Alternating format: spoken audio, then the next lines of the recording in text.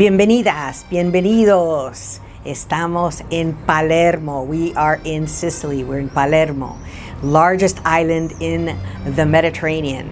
It's not the first time we're here, but every time we are here, we find more reasons to fall in love with this island.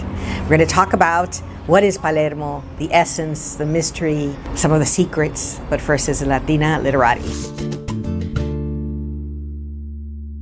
Palermo is a city that has just lived in glory for millennia. It's at least 3,000 years old, and everybody has been here because it's very good for farming and it's perfect for trade. It sits in the Mediterranean, and there has been people trading here for thousands of years. There were tribes here, Phoenicians came, they had a war with them, and then of course they wanted to trade. So the Phoenicians were the masters of the Mediterranean for many, many, many centuries, and then the Greeks came. So the Greeks of course brought some of the things we most love in Sicily, which are the olives. There's some wonderful olives here, and they are said to have brought the grapes from which Sicilian wines are made. So again, people have been making wine in Sicily for thousands of years. There are many, many, many chapters to the Sicilian and to Palermo's history. Not going to get into a lot of detail, but if you want to get a sense of it, things like El Gattopardo, Burt Lancaster, a fabulous Claudia Cardinale movie, The Leopard is worth seeing because that gives you a whole sense of it. Think about it this way. This island is part of Italy during the Roman Empire for about 500 years, and then not again until the 19th century. So you have about 1,300 years when you have the Islamic conquest of the whole Mediterranean, and that brings most of the food. We took a fabulous street food tour, and they showed how much of the food is influenced by the Arabian spices like saffron. Just wonderful foods here in Sicily, well known for the arancini, the rice balls, all sorts of wonderful seafood, and heritage grains. This was known as the place where Rome grew grains. Sicily is so unique in so many ways, aside from having the most active volcano in Europe, Mount Etna. But I want to focus on Palermo today. And Palermo is a place where you know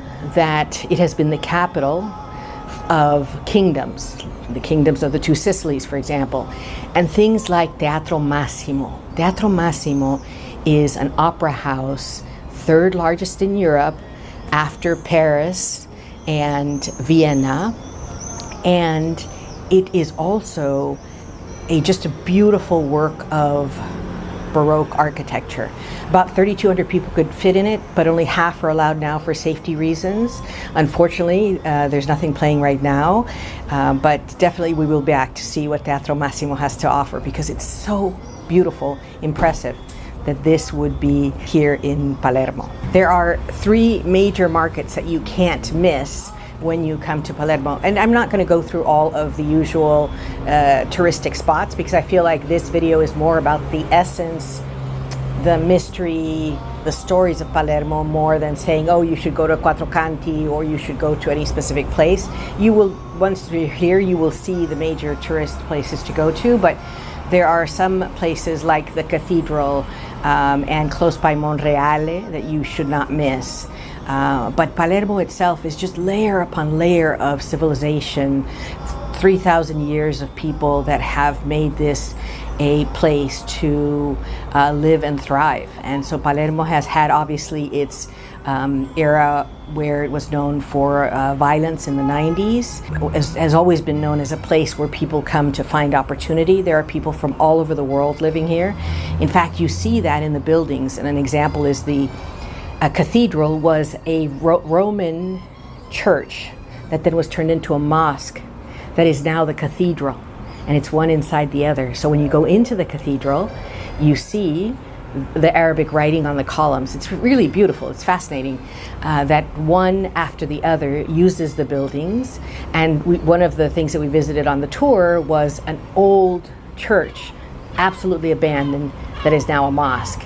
And so again, people from all over the world are living and thriving here together, and it's just really beautiful to see. So that's a point I absolutely want to encourage you to look at. This is the Mediterranean, has always been a place of many, many people in diversity living and thriving together. I want to mention Monreale because it's about 45 minutes outside of Palermo, but it is some of the most important Byzantine mosaics in the Mediterranean, and it is from the western part of the Mediterranean where you will see Christ portrayed as what is called pantocratore, which means reigning as a king as opposed to crucified on a cross.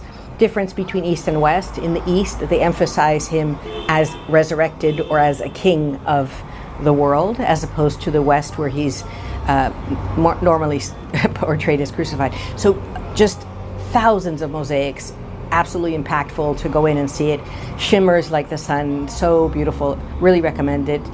Make your way there. It's beautiful, and it gives you a sense of how impressive, impactful the Byzantine culture was everywhere, and what is left. So you have, the Norman conquest, and of course the Spanish were here for 500 years. So lots and lots of different people have come to Palermo to thrive.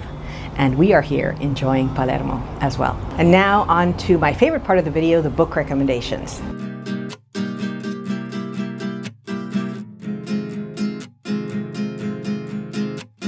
So Jacqueline Alio does a beautiful job discussing saints and queens of Sicily, because you don't always get a sense of how powerful women have been. Well, of course, starting from the famous Phoenician queen Elissa, but you have women that played a very large role in Sicilian history. And so I love the fact that she goes in depth and takes you to the lives of these women in history.